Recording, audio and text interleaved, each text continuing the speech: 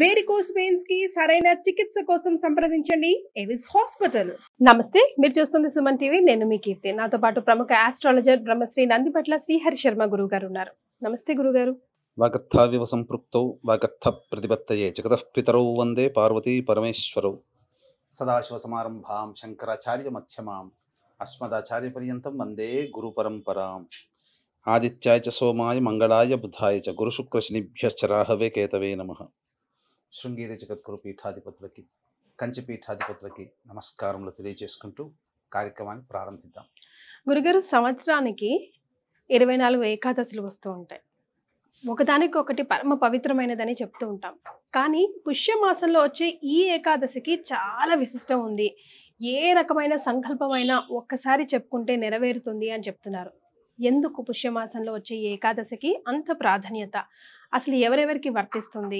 ఎలా సంకల్పం నెరవేర్చుకోవాలనుకుంటున్నారు? పరిహారాలు, మేమేమైనా నియమ నిష్టలతో చేయాల్సిన పనులు ఏమైనా ఉంటే దయచేసి తెలియజేస్తారా? తప్పకుండానమ్మా. ఇప్పుడు ఈ పుష్యమాసంలో శుక్లపక్షంలో వచ్చే ఏకాదశి పుత్రదా ఏకాదశి. అంటే పుష్యమాసంలో వచ్చే ఏకాదశిలకి చాలా ప్రత్యేకత ఉంది. గుర్తుపెట్టుకుంటే ఈ సంబంధించినటువంటి ఏకాదశి పుత్రదా ఏకాదశి. తర్వాత ఈ కృష్ణపక్షంలో వచ్చే ఏకాదశి షట్తిల ఏకాదశి. శక్తిల ఇవి రెండు కూడా మానవుణ్ణి ఉద్ధరించడం కోసమే. కేవలం మానవుని పుణ్యం సంపాదించుకోవడానికి కాదు. మానవుడు ఉద్ధరింపబడేది ఎప్పుడు? తన వంశము, తన తరము ఇంకొక ముందుకు వెళ్ళినప్పుడు. అంటే శుక్లపక్షంలో వచ్చే ఏకాదశి వ్రతం ఆచరించడం ద్వారా సంతానం కలుగుతుంది. సంతానం కలిగితే ఉద్ధరింపబడతాడు కదా.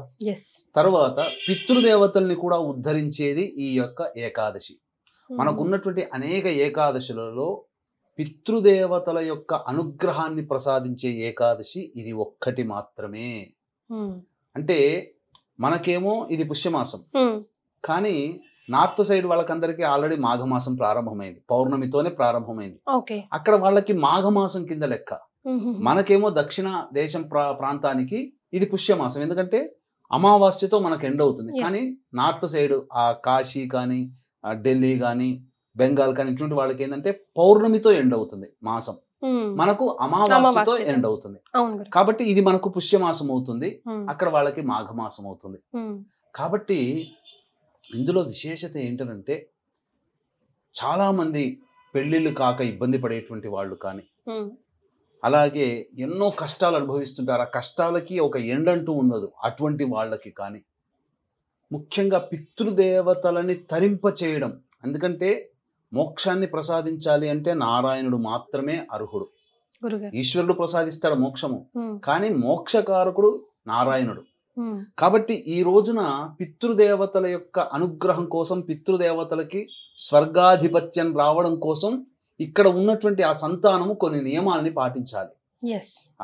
గురుగారు, ముఖ్యంగా సంతానం కోసం ఎంతైతే పాటు పడుతున్నామో సత్సంతానం కోసం కూడా అంతే ఇబ్బందులు పడుతూ ఉన్నారు గురుగారు. సో వాళ్ళకు కూడా ఉపయోగపడుతుంది? తప్పకుండా ఇది ఉపయోగపడుతుంది. పితృదేవతల ఆశీర్వచనంతో సత్సంతానం లభిస్తుంది. అంటే షట్తిల ఏకాదశి అంటే ఆ నువ్వులని 6 రకాలుగా ఈ రోజున ఉపయోగించుకోవాలి. షట్తిల అంటే 6 రకాల నువ్వులు. తిల్ అంటే నువ్వులు కదా గురుగారు హిందీలో. ఈ నువ్వులని 6 విధాలుగా మానవుడు ఉపయోగించాలి ఏకాదశి రోజున. అసలు చాలా మందికి అమ్మ కీర్తి ఈ ఏకాదశి వ్రతాన్ని ఎలా ఆచరించాలో చాలా మందికి తెలియదు. ఏకాదశి రోజున మాత్రం ఉంటారు. అసలు ఏకాదశి వ్రతాన్ని ఎలా ఆచరించాలంటే దశమి రోజు రాత్రి ముందు, ఏకాదశి ముందు దశమి కదా, ఆ రాత్రి ఎటువంటి ఆహారం తీసుకోకుండా నిరాహారంగా ఉండాలి.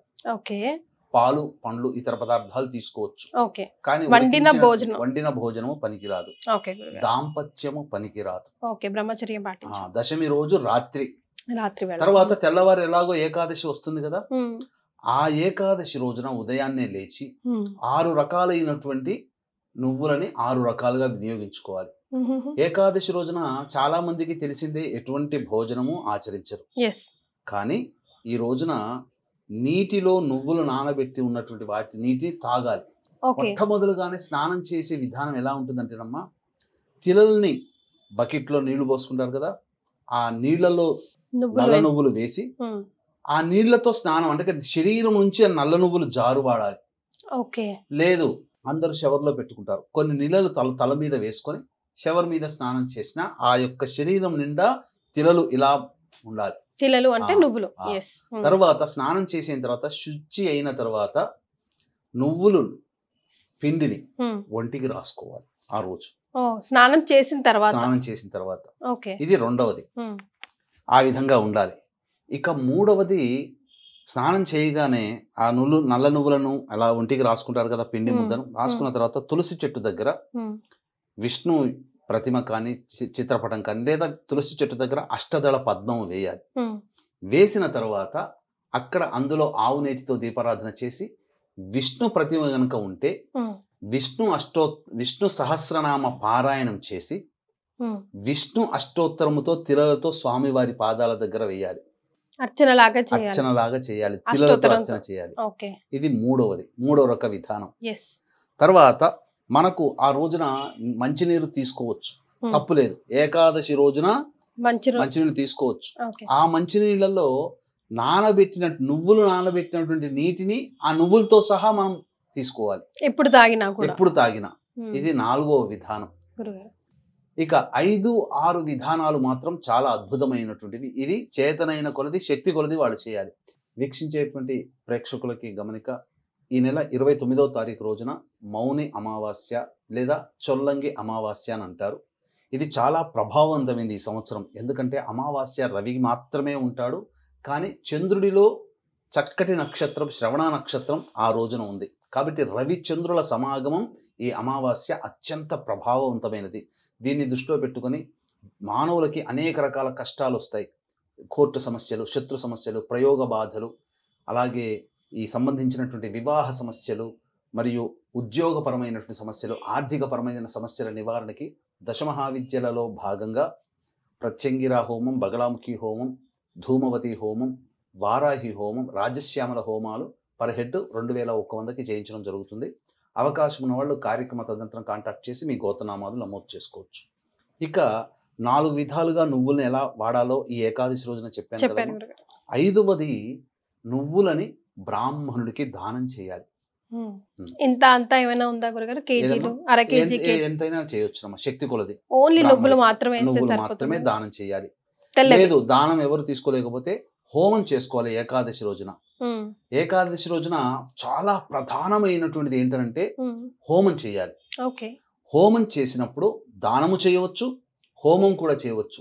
ఆ హోమంలో ఆ రోజున సకల పాప క్షయార్థము ఈ సంబంధించినటువంటి నువ్వులతో, నల్ల నువ్వులతో విష్ణుమూర్తికి సంబంధించినటువంటి నారాయణ హోమం, తెల్ల నువ్వులతో ఈశ్వర హోమం, రుద్ర హోమం జరిపించుకోవాలి. మానవుడికి సకల పాపాలు, గత జన్మ కర్మదోషాలన్నీ తొలగిపోతాయి. ఇక మధ్యాహ్నం రోజున ఆ తర్పణాలు, నల్ల నువ్వులతో తర్పణాలు వదలాలి పితృదేవతలకి. ఆ రోజున ఏకాదశి రోజున వదలాలి. ఇక తర్వాత ఆ రోజంతా ఉపవాసం ఉంటారు కదా, నీళ్ళు ఎప్పుడు తాగినా నువ్వులు కలిపిన నీళ్ళని తాగాలి. తర్వాత ఆ యొక్క విష్ణు భగవాన్ని ఆరాధన చేస్తారు కదా, ఆయనకి నైవేద్యం పెట్టే సందర్భంలో అన్నము కొన్ని నల్ల నువ్వులు కలిపి పెట్టినటువంటి పదార్థాన్ని నైవేద్యంగా పెట్టవచ్చు. తర్వాత ఆ రోజంతా ఉండి ద్వాదశి తిథి రోజున, ఆదివారం అయింది, ఆ రోజున మూలా నక్షత్రం ఉంది, ద్వాదశి తిథి ఉంది, రాత్రి వరకు ఉంది. కాబట్టి ద్వాదశి తిథి రోజున పొద్దునే లేచి కాలకృత్యాదులు తీర్చుకొని మళ్ళీ తులసి చెట్టు దగ్గర ఆవునేతితో దీపారాధన చేసి విష్ణు సహస్రనామ పారాయణం చేసి తదనంతరం చక్కగా ఆ యొక్క అన్నము నువ్వులు కలిపినటువంటి తెల్ల నువ్వులైనా నల్ల నువ్వులైన పదార్థంని నైవేద్యంగా పెట్టి ఎవరికైనా ఒక వ్యక్తికి అన్నము సంతర్పణ, అన్నదాన సంతర్పణ ఆ విధంగా చేసి తర్వాత కుటుంబ సభ్యులు అందరూ కలిసి ఈ యొక్క తిలలతో కూడుకున్నటువంటి పదార్థాన్ని భోజనంగా స్వీకరించాలి.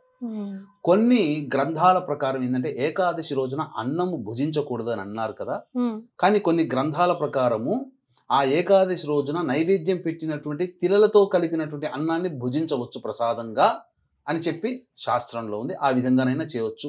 లేదు ఆ రోజు ఏమీ కఠినంగా ఉపవాసం ఉంటామండి అన్నవాళ్ళు ద్వాదశి రోజున ఈ యొక్క వ్రత ఉద్యాపన చేసి అప్పుడు ఆ విధంగా గనక మానవుడు ఉన్నట్లయితే అద్భుతమైనటువంటి శక్తిల ఏకాదశి. ప్రపంచంలో అందరూ కూడా అన్ని కష్టాలు తొలగిపోయే ఏకాదశి ఇది ఒక్కటేనమ్మా.